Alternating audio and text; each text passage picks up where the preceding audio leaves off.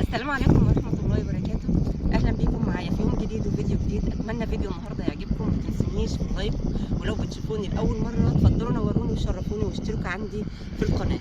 النهاردة بقى إن شاء الله مكملين معاكم في سلسلة حلقاتنا في أرض الفرافرة. الناس اللي مهتمة بالأرض في الفرافرة وعايزين يشوفوا الأرض وعايزين يشتروا وعايزين يجوا يستثمروا هنا في الفرافرة، الفيديو ده حلو قوي إن شاء الله يعجبكم. في أرض مختلفة عن الفيديوهات اللي شفتها قبل كده معايا في القناة. النهارده بقى جبت لكم حته ارض في قلب الجبل في وسط الصحراء كده، ما شاء الله، والزراعه فيها زي الفل زي ما انتم شايفين كده. هات يا احمد الارض، ما تركزت عليها، لا ركز على الارض بقى. بصوا هتلاقوا لو ركزتوا كده هتلاقي ان الارض دي في قلب الجبل وفي الصحراء كده. يعني احنا دخلنا لها مشوار اصلا جامد من الاسفلت، من قصاد اسمها ايه، قريه الخير اللي قصادكم اسمها ايه؟ 13 دي 13 هنا. هي المكان ده تبع 13 يا جماعه، في تبع قريه 13 يعني. تمام. بصوا كل دي ما شاء الله مساحات مزروعه اهي في الارض، وكنا واخدينها ارض رمله جبل. استصلحنا وعملنا بير وزرعناه ما شاء الله. زرعنا بقى وخضرنا كده وبنينا وعمرنا ما شاء الله. يعني عايزه اقول لكم اللهم بارك، حته ارض ما شاء الله، ربنا يبارك لاصحابها يا رب. بص لا هات كده ركز عليها، هي كلها القطعه دي كلها برسيم حجازي. في مزروع فيها ايه تاني؟ فيها ايه تاني؟ فيها كمون وفيها غله وايه تاني؟ جرجير. ماشي هنروح نشوف.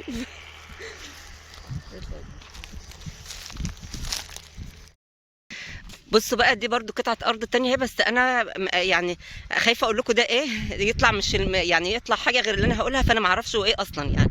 تمام. فلو انتوا عارفين بقى قولوا لي انتوا، انا والله ما اعرف ده ايه المزروع ده ايه، انا ما اعرفوش.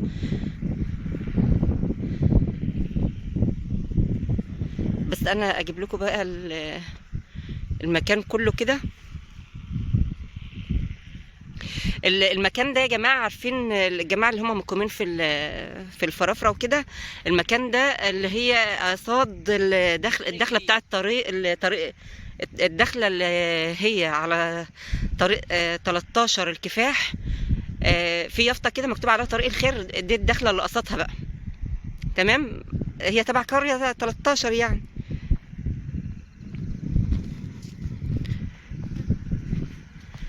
بصوا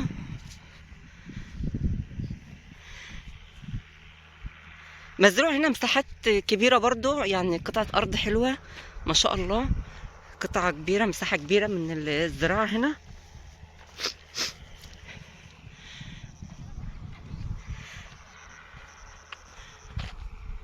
واحنا طالعين بقى ان شاء الله كده هوريكم برضو، هصور كده واحنا طالعين الطريق كده. احنا دخلنا في قلب الجبل وفي قلب يعني ارض فاضية خالص، لسه ما فيهاش اي حاجة خالص كده، قلب الارض مش مستصلحة يعني. على ما وصلنا للمكان ده كمون، اوريهم الكمون. ده كمون، ده كمون اهو، دي ارض كمون. وزي ما اتكلمنا معاكم قبل كده في الفيديو اللي فات او في الفيديوهات اللي فاتت عن الاسعار، طبعا قلنا اتكلمنا ان الاسعار من كام لكام. فلو حابين تعرفوا ادخلوا على الفيديو اللي انا كاتبه فيه في العنوان اسعار الارض او ارضنا في الفرافره وسعر الارض من كام لكام. عارفين طبعا ان الارض الزراعه بيبقى سعرها بيبقى اغلى من اللي لسه ما زرعتش. وعلى فكره الارض دي مش قديمه، الارض دي تعتبر يعني جديده، زراعه بقى لها فتره قريبه، مش فتره بعيده ولا حاجه، مش من زمان يعني ولا حاجه.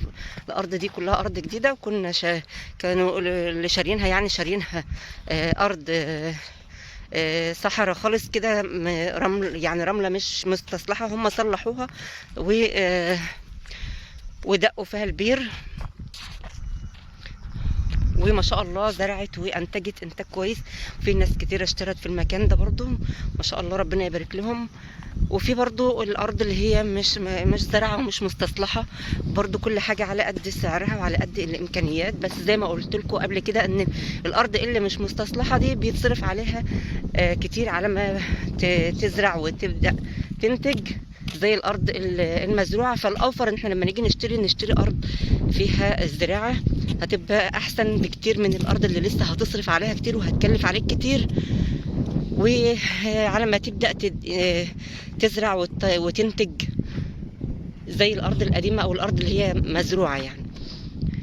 بصوا ما شاء الله، بصوا لو الكاميرا بس قربها شويه، بصوا المساحه.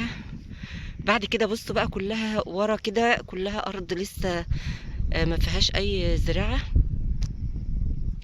لسه مش مستصلحه. بصوا الجبل اهو، والله بس انا مش عارفه الصوره واضحه ولا لا، الشمس في عينيا كمان.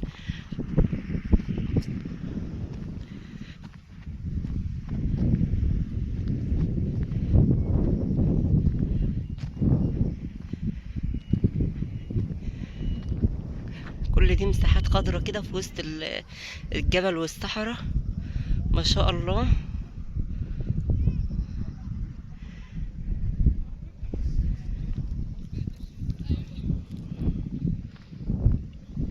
كده بقى فرجتكم على الارض المزروعه والارض اللي هي مزروعه للزراعه اللي هي الارض القديمه يعني، والارض الجديده كمان وفيها الزراعه، والارض اللي مش مزروعه برضو هوريكم برضو واحنا طالعين كده ارض لسه مش مستصلحه خالص هتشوفوها.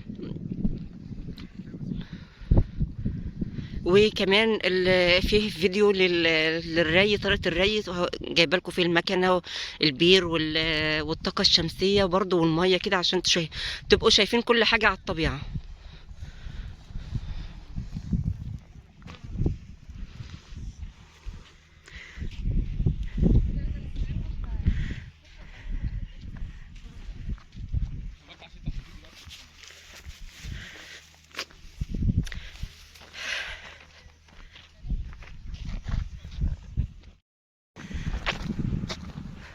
بصوا بقى اصحاب الارض عاملين فيها بيت، بانيين فيها بيت هناك اهو، ومشجرين حواليه كده وعاملين دخله ما شاء الله حلوه قوي. اكيد بقى الجماعه اللي عارفين المكان واللي قاعدين مقيمين هنا عارفين دي ارض مين اصلا. انا مش هقول في الفيديو، بس انتوا بقى اللي عارفين قولوا لي دي ارض مين.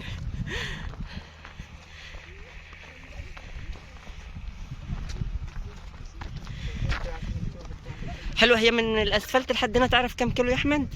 2 كيلو. 2 كيلو والله، بس حسيت اللي هي كتير يعني. عمار يا مصر.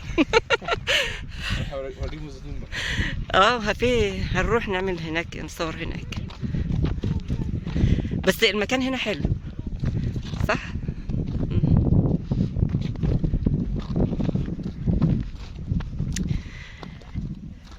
ده كان الفيديو بتاعنا بقى النهارده، حبينا نوريكم كده ارض مختلفه في مكان مختلف غير اللي شفتوه قبل كده. اتمنى فيديو النهارده يعجبكم، واتمنى ان انتوا تكونوا بتستفادوا من الفيديوهات بتاعتي، وما تنسونيش المره التانية في اللايك والاشتراك، واعرفوا ان فيديوهاتنا في الفرافره محدوده كذا فيديو بس كده، هي حسب اجازتنا بس، فده عشان خاطر اخواتنا طبعا والناس اللي طلبت مني اني اصور في الفرافره اللي عايزين يشوفوا الارض. ف يا رب اكون افدتكم وتكون فيديوهاتنا بتعجبكم. انتظرونا في فيديو جديد، والسلام عليكم ورحمه الله وبركاته.